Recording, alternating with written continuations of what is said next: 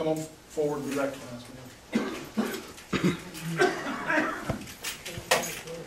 My name is Kathy Sanders. My question is, before you choose to use these or not, are these the street address or the 911 addresses?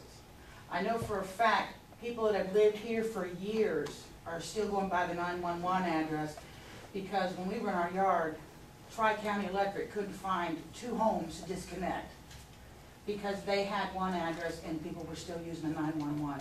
So it could be that those people still live there, they just didn't update their address to a 911 address, and the post office did. So before you throw those out, you need to check to verify which address they're using, because they still could be good. Okay. Anyone else? I gotta go one more time after those steps. Yes. According to the statute, it doesn't say active or inactive voters. It says the voters roll. So, again, it seems pretty cut and dry to me. Thank you. Oh, Curtin. Okay. Last call, yes, sir. Okay, I think we're giving everybody 2 shots, so this will be your second one. I don't care, I'll shut up if you want me to. I don't care either way, as if you want to, come on, I don't want everybody else coming up for a 3rd and a 4th time is my point, that really won't work. Well, this is a response. Okay.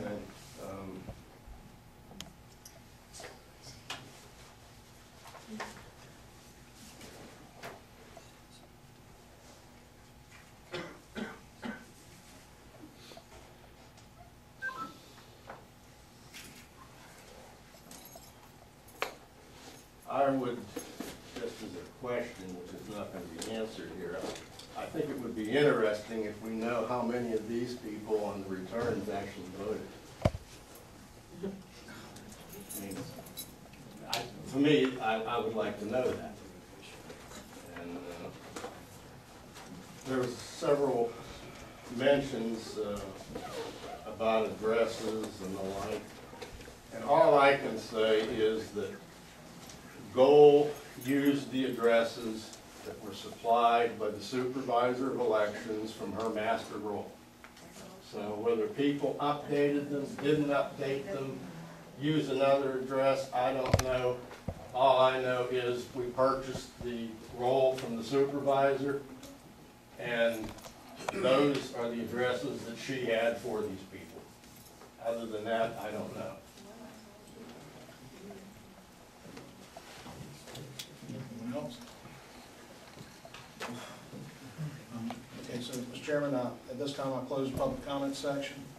And, Mr. Chairman, what the board's going to have to decide this evening, again, as we stated at the beginning, is regardless of your feelings about whether or not having this election would be good, bad, or indifferent, what you have to decide is whether or not you've been presented with an application that is signed by over 25% of the registered voters in Madison County.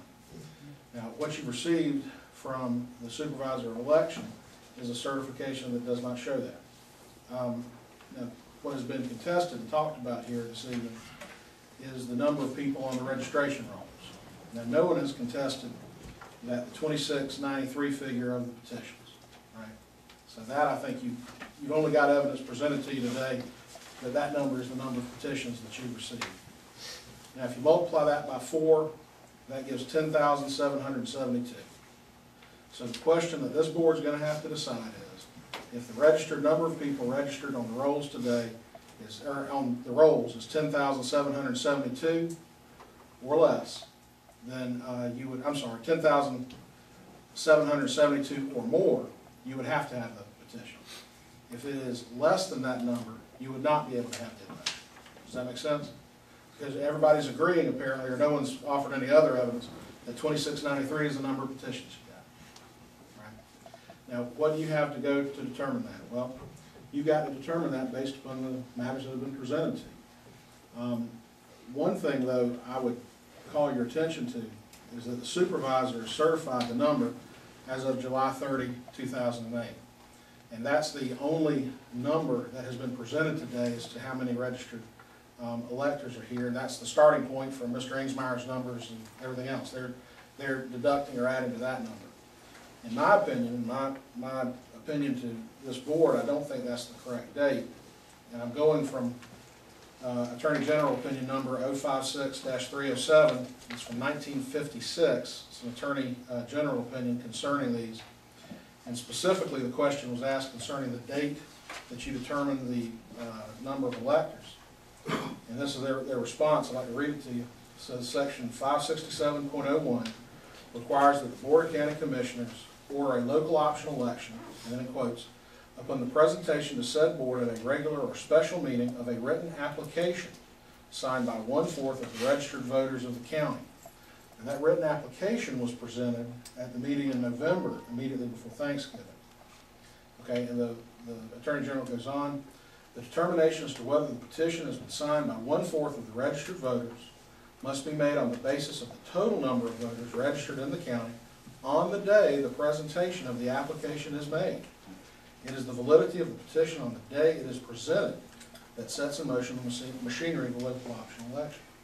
So my legal opinion to you is based on the Attorney General's opinion that you need to determine the number of registered voters as of our meeting on the day before Thanksgiving. No one's offered you any numbers as to the number of registered voters, good, bad, or indifferent. You have to find 25% of the registered voters have signed the petitions. I don't believe you can make that off of what's been presented here today.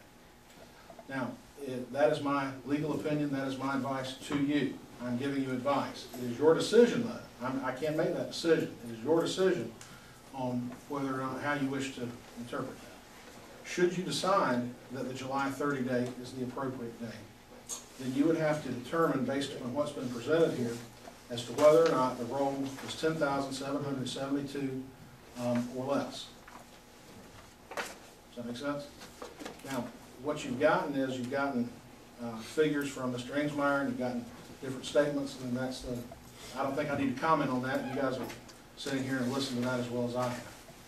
So that said, do you have any questions of me? If you decide that 25% has not been presented, then you should do a motion, a second, a vote of the board to do that. When that's done, the process is over. Should you decide to hold that you think 25% has been presented, then I prepared a written order of election that you guys would need to look at and vote on that as well. You can't just do this by vote of the board. You've got to actually enact a written order of election, but we'll talk about it if we come to that, about the written order. So that's your process. But either way, it's got to be motion, second, vote of the board.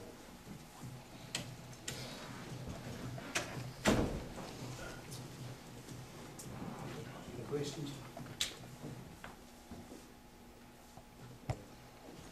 I'm not gonna make a motion, but I just state my opinion. You know, it appears right now that whether we go back to, I don't know what you said, November 11th, the actual roll, which she said changes almost daily. We don't know what that roll was on her certified roll number. The only roll number that we've got to go by, the number that they had when they started the petition drive was 11,600. Correct?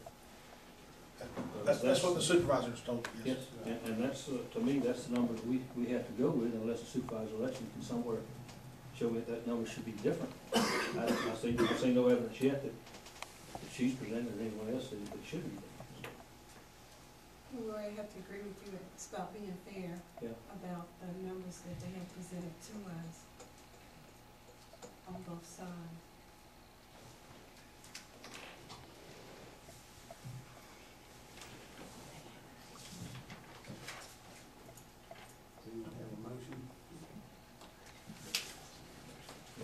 I'll make a motion that, it appears to me that the numbers are not there, to the 25% are not there. So I make a motion that we not hold the election. Motion to need. I think it would be to deny the application. To deny the application. Yes. Motion, I have a second. Yes. Got a motion and a second to deny the application. All in favor, aye. All opposed, aye. Okay, 5-0. 4-5-0. 5-0. Okay. That should conclude this one.